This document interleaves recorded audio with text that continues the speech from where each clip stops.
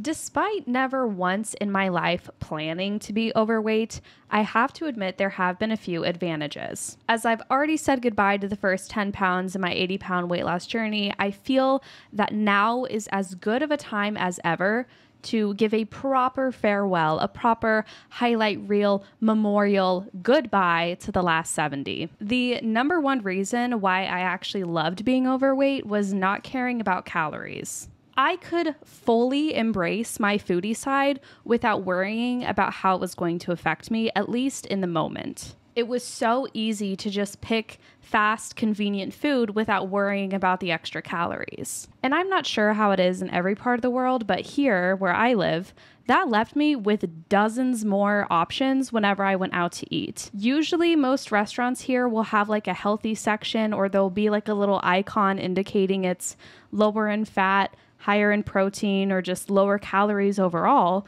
But those usually don't taste as good, one. And two, it's like maybe 5 to 6 dishes max versus the rest of the 40 to 50 items on the menu.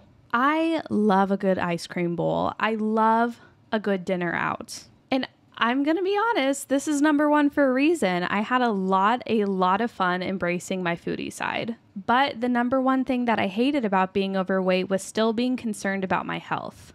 Even if I enjoyed a night out with my friends or a night out alone, and I had a lot of calories, a lot of fat, a lot of salt, a lot of whatever was in it, I could enjoy it in the moment, but you better believe I was still worrying about it afterwards. And I worried about just being overweight and having this excess weight on my body for many other reasons. So I wasn't completely immune to worrying. Maybe I had fun the night of, but yeah, later and overall, I'm very concerned about my health. Next up in the love category is self-soothing with food. I know it's not right. I know that it's not something that should become a habit to constantly rely on food in this way, but I am telling you, it's so easy and so quick, so convenient to pick up food as a method of expression. So, for example, when I'm happy and I want to celebrate, I want to order pizza that night. I want to have margaritas. Like, I just want to go wild on my food because I'm so happy.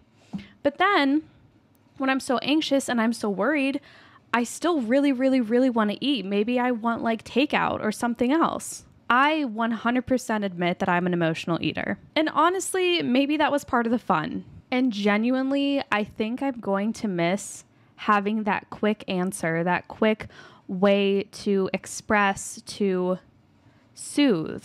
On the flip side of this, something I hated about being overweight is the physical pain. Pain in my knees, pain in my feet, so much pain in my back from an old back injury. It just never stops. Something I loved about being overweight was not being noticed. On the flip side, I feel like I received a lot less common courtesy from others, and that was something that I hated, was how different I felt like I was being treated because of my appearance or because of my weight. When you're noticed, it feels like someone's acknowledging you.